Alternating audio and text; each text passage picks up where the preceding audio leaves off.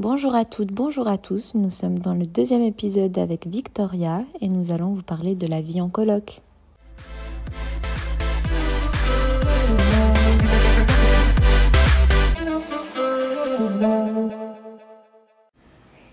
Du coup, salut, on se retrouve dans la deuxième partie de la semaine avec Victoria. Si vous voulez écouter sa présentation, je vous laisse écouter l'épisode de mercredi. Et puis aujourd'hui, on va parler de la vie en coloc. Du coup, je voulais savoir déjà avec qui tu vis en coloc, je pense que c'est la base. Et depuis combien de temps? Alors, je vis en coloc, c'est un peu bizarre. Je vis en coloc avec le meilleur ami de mon copain, qui s'appelle André. C'est ton meilleur ami aussi, qui est maintenant mon meilleur ami depuis des années, parce que ça fait 6 ans et demi qu'on se connaît. Et je vis avec lui, c'est devenu mon meilleur ami depuis des années qu'on se connaît.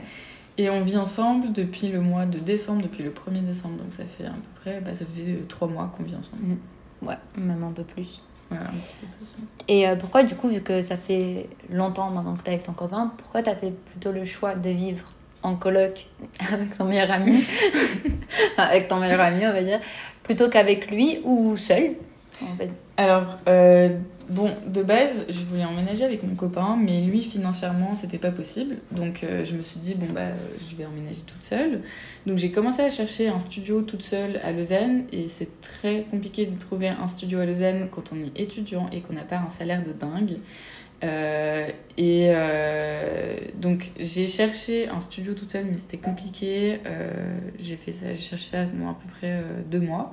Et ensuite, avec André, on en parlait. André avait envie de déménager, de se rapprocher de Lausanne. Puis on s'est dit, pourquoi pas faire une coloc ensemble. Et puis c'est comme ça que l'idée est venue de faire une coloc ensemble. Et c'est aussi, la coloc, c'est aussi quelque chose que j'avais envie de vivre. Je me suis dit, je suis étudiante, j'aimerais bien, pourquoi pas, expérimenter la coloc. Et puis je me suis dit, j'ai commencé à chercher des colocs avec des gens que je connaissais pas, même si de base j'étais pas très à l'aise de faire ça. Puis en fait, après je me suis rendu compte que c'était tellement compliqué de trouver un appartement toute seule que je me suis dit, je vais me tourner vers cette option. Et même cette option est hyper compliquée. Donc j'en ai parlé à André, puis avec André on s'est dit, on essaye une coloc ensemble.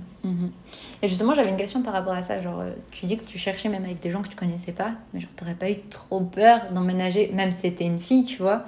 Ouais. Genre que ce soit une psychopathe. Ouais. En fait, déjà pour moi, le critère primordial c'était que ce soit une fille. Ou en tout cas que si c'était une coloc avec des garçons, qu'il y ait plus de filles que de garçons, mais ça me rendait. Enfin, j'étais pas très à l'aise de faire une coloc avec un mec que je connaissais pas. Et je me suis dit, si ça se trouve, je vais tomber sur une méga psychopathe. Mais je me suis dit, ça se trouve, soit ça, soit je vais tomber sur une fille avec qui ça va trop bien matcher, puis on va devenir trop potes.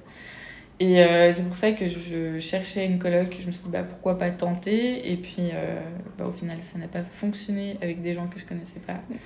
Et c'est très dur de trouver une coloc. De rentrer dans une coloc qui est déjà faite, c'est très compliqué. Ils ont leurs habitudes et tout, quoi. C'est ça, ouais.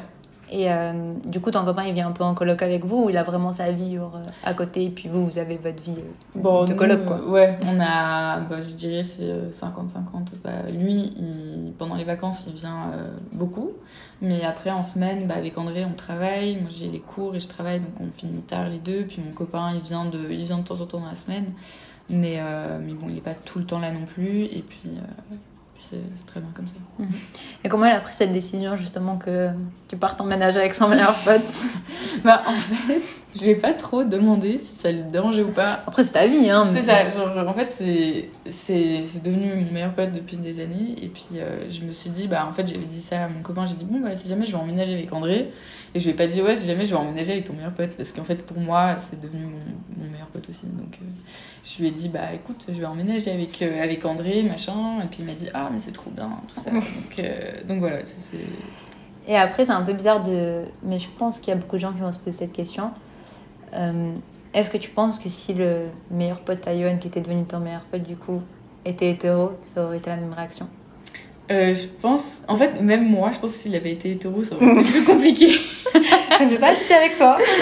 Non, mais je sais pas. En fait, je pense que ça dépend de la relation que tu as avec la personne, mais je pense que ça aurait été un peu plus compliqué s'il avait été hétéro. Je pense pas que j'aurais fait une coloc, parce que là, c'est vrai que le fait qu'il soit homo, je sais pas, on va pas dire que ça facilite les choses, parce que c'est faux, mais je pense que notre complicité... Ouais, puis notre complicité, elle aurait été différente. En fait, là, je m'entends vraiment très, très, très bien avec lui, je lui fais beaucoup confiance. Après, je dis pas si ça avait été... Et s'il avait été hétéro, ça aurait peut-être été la même situation. Et genre, ça m'aurait pas gêné de faire une coloc avec lui.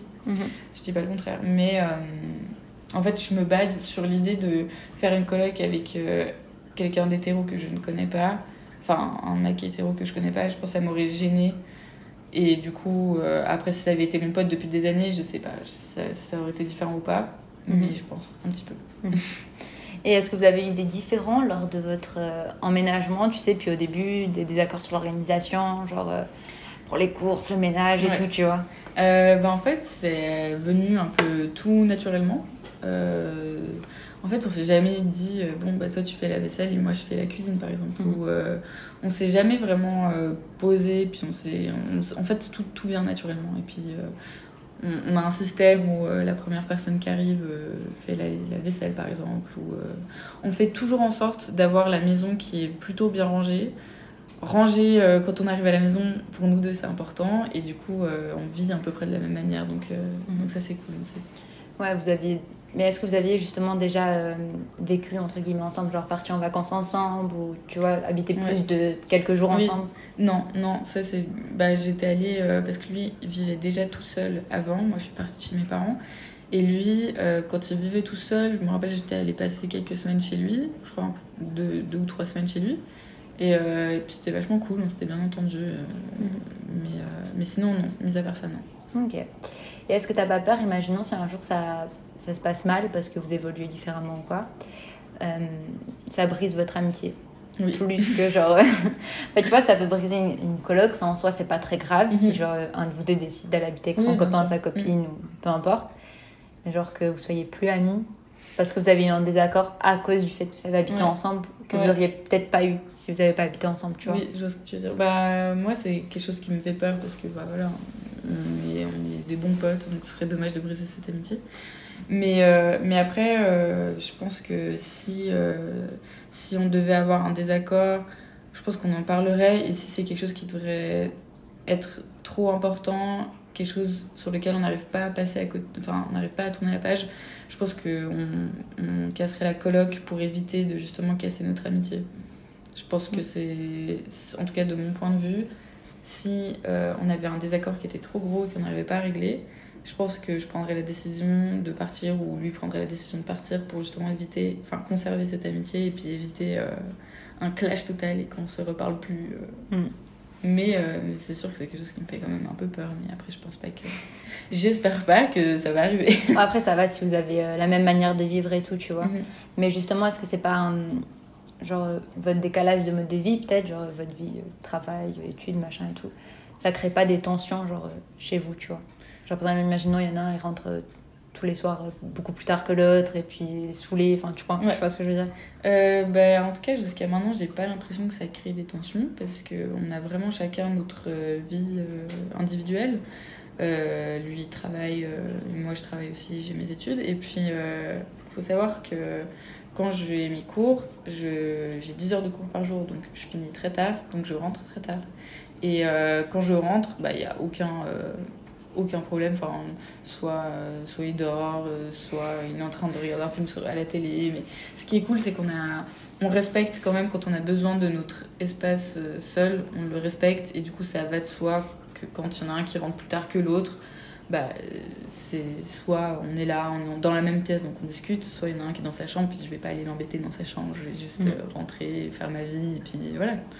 Mais c'est pas quelque chose qui est dérangeant, en tout cas pour l'instant. Et est-ce que vous avez genre établi, tu vois, une règle, genre, on mange tous les soirs ensemble, par exemple? Non. Genre un truc... Non, quel enfer. Non, pas du tout. Non, mais tu vois, comme un couple, par exemple, tu peux se dire, on fait plein de trucs séparés, mais par contre, genre, tous les soirs, je sais pas, on prend 1 heure, on discute, ou genre, tous les soirs. Enfin, tu vois, il y a des couples qui font ça. Oui. Mais non, c'est pas du tout notre cas. Non. Laisse-moi tranquille. Ouais, c'est, typiquement, des fois, des fois, on mange pas la même chose. Par exemple, moi j'aime bien manger des soupes le soir, j'aime bien manger assez léger, puis lui il n'aime pas du tout les soupes. Mais il mange autre chose. C'est pas parce que lui n'aime pas les soupes que je vais pas pouvoir me faire ma soupe, et puis c'est pas parce que lui il mange ce qu'il veut, moi je mange ce que je veux.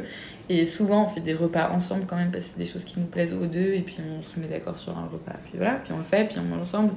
Mais on n'a pas, je veux dire, des fois il mange, je sais pas, moi je mange à 19h, puis lui il mange à 21h, quoi. Enfin, c'est pas... On mange pas tout le temps ensemble, on mange quand on a faim, puis si l'un a faim, bah tant mieux, on mange ensemble. Si l'autre il veut manger plus tard, il mange plus tard, il n'y a pas de... Ouais, il n'y a même pas de discussion là-dessus, quoi. Non. Et au niveau budgétaire, genre, comment vous êtes organisés, tu vois, par exemple, pour les courses, et genre, une fois l'un qui paye, l'autre fois l'autre, enfin, tu vois, alors, où chacun paye ses trucs, et puis... on a une application qui est extraordinaire, qui s'appelle Splitwise. C'est une application qui te permet de diviser toutes tes dépenses par le nombre de personnes que tu veux. En fait, tu fais un groupe et tu mets toutes tes dépenses. Donc, par exemple, typiquement, moi, je vais faire des courses, je vais en avoir pour 50 francs, par exemple. Donc, je mets sur cette application, je mets courses et je mets le montant 50 francs.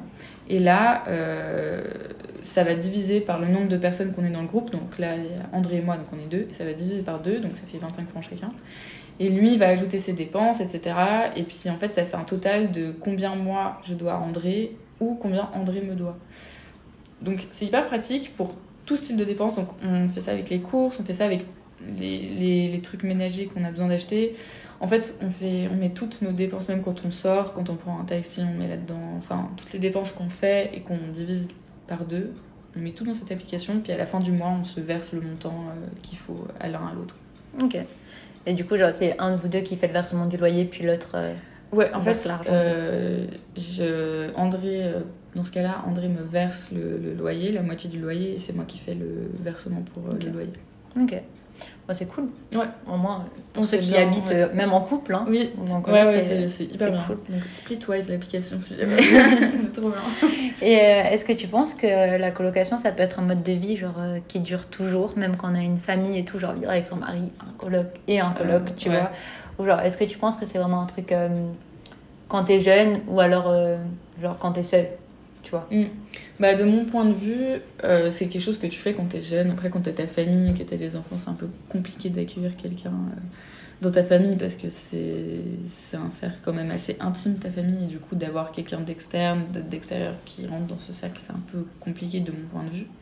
Après, je sais que quand je cherchais des colocs, il y avait des personnes de 30, 40 ans, 50 ans qui cherchaient justement des colocs parce que c'était des personnes seules et puis que les colocs leur convenaient peut-être. Mais en tout cas, pour moi, c'est vraiment une expérience que tu fais quand on a envie, quand t'es jeune, et c'est pas quelque chose pour moi qui va perdurer dans le temps. Enfin, ça va perdurer quelques années, mais une fois que j'aurai envie de me poser avec mon mec et puis que j'aurai envie d'avoir ma petite famille, je fais pas de coloc, c'est mort. Et est-ce qu'avant d'habiter avec ton copain, par exemple, t'aimerais vivre un peu seule, genre vivre l'expérience d'habiter seule, parce que genre c'est complètement différent, tu vois? Ouais, ça c'est une question que je me suis beaucoup posée quand je cherchais un appartement. Au tout début, je voulais pas faire de coloc et je voulais essayer de vivre seule. Et puis ensuite, après, je me suis rendu compte que c'était peut-être pas ce qui me convenait d'être seule. Et c'est ok, enfin, il y a des personnes à qui ça convient très bien et des personnes à qui ça convient moins.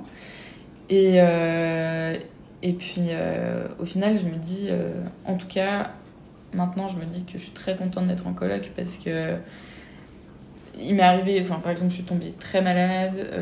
À chaque fois que je sors, je suis toujours contente de rentrer avec quelqu'un. Et puis, dans le sens où je pense que c'est tellement rassurant d'être avec quelqu'un et de vivre seule. Je pense que c'est pas vraiment fait pour moi. Parce que je suis pas du tout quelqu'un de solitaire, je suis quelqu'un de très sociable. J'aime bien avoir des gens autour de moi. Et je pense que vivre seule, c'est pas une expérience que j'ai envie de vivre pour l'instant, en tout cas. Enfin, c'est pas quelque chose qui t'attire, quoi. Ouais, qui m'attire. Okay. Et pour toi, c'est quoi les points et d'ailleurs on finira là-dessus, c'est quoi pour toi les points positifs et négatifs de la vie en coloc? Si vous entendez des petits bruits, c'est parce qu'il y a un chat. Oui. Et ouais, voilà, du coup voilà, c'est quoi les points positifs et négatifs? Je dirais les points positifs, c'est que si tu t'entends bien avec cette personne, tu partages énormément de choses et c'est trop bien. Enfin, nous, c'est cool parce qu'en fait, on a à peu près le même cercle d'amis. Et du coup, on fait souvent des fêtes on fait des apéros à la maison, puis ensuite on sort. Et puis c'est cool parce que c'est des choses que tu partages, et puis ça te rapproche, et puis ça t'unit, et puis c'est trop bien. Et puis c'est aussi quelque chose que tu fais, enfin, je sais pas, pour moi, ça me rappelle genre, quand je parle de coloc, c'est genre étudiant, c'est genre... c'est genre fête, c'est genre pote. Et du coup, enfin, voilà, pour moi, les points positifs, c'est vraiment genre, tu partages beaucoup de choses avec ton pote et c'est trop bien.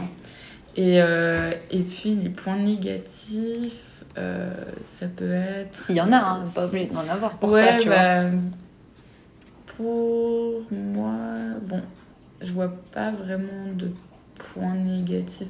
Peut-être le seul point négatif, mais bon, pour nous, c'est plus devenu un point négatif. Mais au début, vu qu'on n'a pas, au niveau de la déco, on n'a pas forcément les mêmes univers.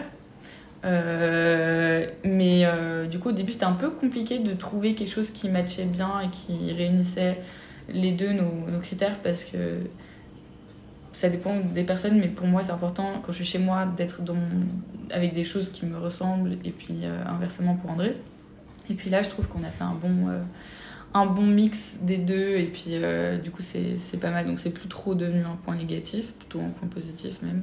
Mais peut-être la déco, ou ouais, je pense que ce serait ça. Ok, parfait. Du coup, on se retrouve la semaine prochaine dans 2 nouveaux épisodes avec une nouvelle personne.